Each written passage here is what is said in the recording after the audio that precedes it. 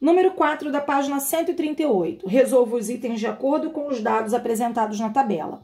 Então, aí ele fala assim, ó, estimativa de rendimento por hectare das safras de 2017 a 2018. Então, aí tem vários produtos, batata inglesa, café, cana-de-açúcar e a variação do rendimento, tá bem? Quando a variação do rendimento é negativa, aí, ó, ele explica aqui nessa atenção, a variação de rendimentos de safra indica se houve aumento ou queda na produção. Então, quando é negativo, indica queda na produção desses produtos, ok? Então, ele fala assim, ó, qual produto teve, deixa eu levantar aqui para você, a tabela você acompanha no seu livro. Qual produto teve a maior estimativa de variação de rendimento no período de 2017 a 2018? Qual foi esse valor? Ora, o maior dos valores que nós temos aqui é esse aqui, ó, é o 3,1%, que é relativo ao feijão. Na letra B, o que poderia acontecer com os produtos se apresentassem variação de rendimento negativa? Ora, a variação de rendimento negativa, ela indica um decréscimo na produção desses produtos. Ele está explicado ali em cima na atenção, tá bem?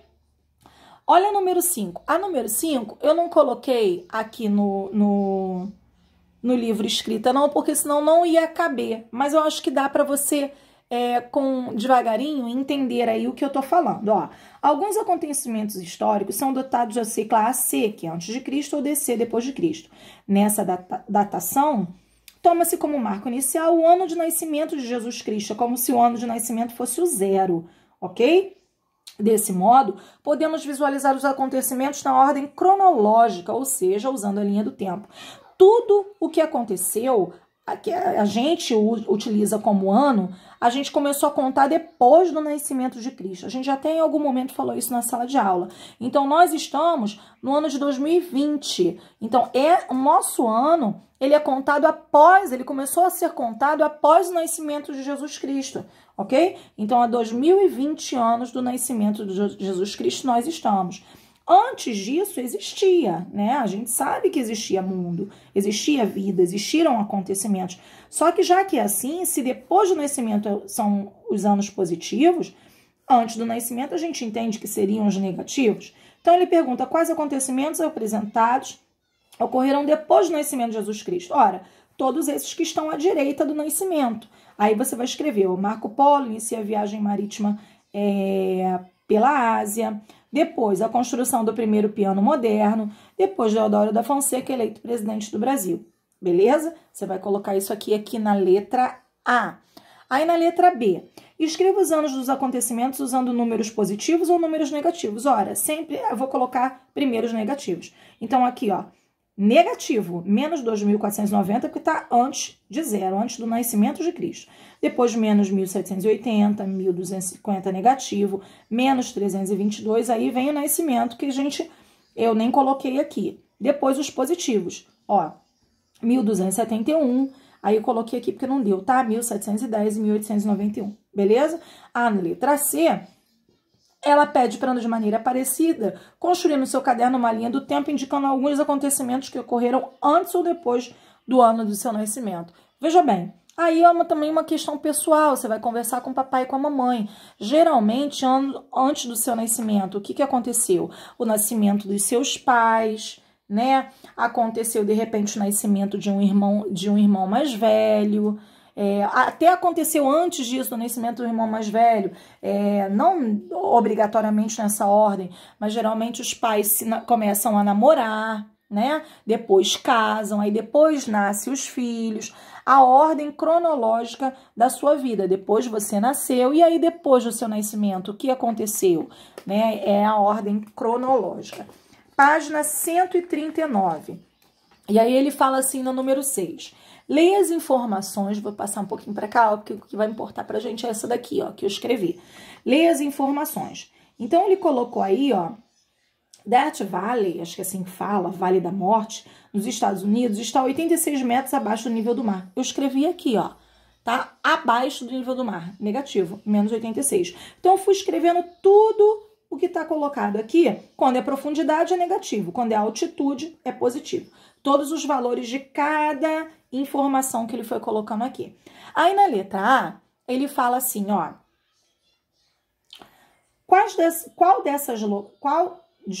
desses locais tem a maior altitude? Ora, o maior de todos eles, a menor altitude, ou seja, o que é mais profundo, né? Ah, professora, mas ele está falando de altitude, sim, mas ele está falando da menor. Ele poderia estar falando da maior profundidade, mas ele falou da menor altitude, do valor menor de todos eles aqui. Ora, o valor de menor de todos eles aqui é esse aqui, ó. Deixa eu voltar aqui em cima. É esse aqui, ó, menos 11.034 metros, que corresponde à Fossa das Marianas. E qual tem a maior altitude? A maior altitude é o Monte Everest, com 8.850 metros. Aí na letra B ele pergunta, que local está entre menos 200 e menos 150 metros? Ora, muita gente deve ter respondido aí, ó, essa depressão de Danakil, essa aqui, ó. Mas veja bem, entre menos 200 e menos 150, se a gente for contar, ó, menos 150, menos 151, menos 152, menos 153, até chegar no menos 200. O menos 125 ficou lá para trás, ficou lá para a direita, então ele não está entre. Quem está entre aqui é esse aqui, ó, menos 154, que é a depressão de Turfan, ok? Então, assim que funciona. Na letra C, eu também não escrevi, porque aí vai ficar muita coisa para escrever, e aqui dá para você fazer um esforcinho e com a minha voz você se orientar. Complete na reta numérica de acordo com a altitude em metros de cada um dos locais apresentados. Veja bem, já que a gente já colocou todos os valores aqui do lado, fica mais fácil. A Fossa das Marianas, por exemplo, ó, a Fossa das Marianas, ela é menos 11.034, então tá à esquerda, ó, aqui, ó. Depois nós vemos quem? Aqui é a depressão de Turfan, com menos 154. Aí, seguida aqui, depressão de Danakil, né? A depressão de Danakil com menos 125. Aí, antes ainda negativo aqui, a gente tem o Death Valley, esse aí com menos 86, ok? Aí, agora, considerando os positivos, ó. Os positivos, o primeiro positivo vai ser qual? Vai ser Cidade de La Paz. Cidade de La Paz com mais 3.776 metros. Aí, logo depois, agora a gente está falando dos valores positivos. A gente vai ter o Monte Fuji, ó, com 3.776.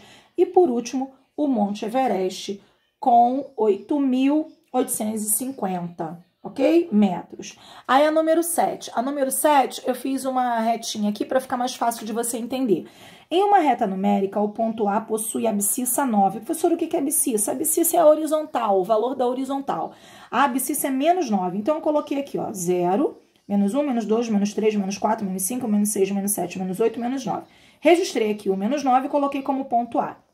E o ponto B possui abscissa 15. Ó, se aqui é o 0, fui contando B. Aqui tá o 15. 1, 2, 3, 4, 5, 6, 7, até o 15. Beleza? Aí ele fala assim... E o ponto M está à mesma distância, tanto de A quanto de B. Então, se eu for considerar o ponto A e o ponto M está no meio, está entre o ponto A e o ponto B. Como é que eu vou saber, como é que eu vou ver, observar onde está o ponto M? O que eu posso fazer? Eu posso ver quantas unidades tem entre menos 9 e 15. Se você contar quantos espaçozinhos tem, ó, espaços, tá?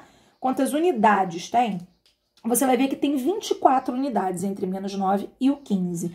Se eu quero o ponto do meio, eu vou pegar 24 unidades e vou dividir ao meio, dividir por 2, que deu quanto? 12. Ora, então esse ponto M ele tem que estar 12 unidades de 9 e ao mesmo tempo 12 unidades de 15. Então, se eu for contar, ó, 1, 2, 3, 4, 5, 6, 7, 8, 9, 10, 11, 12, ela vai parar aqui, ó. Ela vai parar exatamente aqui. Se eu for contar para lá, também tem 12. Que número é esse? Esse número é o número 3. Então, logo, o ponto M estará em 3. Ok, queridos? Então, terminada aí a correção, anotem tudo que tem que anotar e façam a lista que está aí na plataforma, beleza? Eu estarei aqui à disposição para as dúvidas.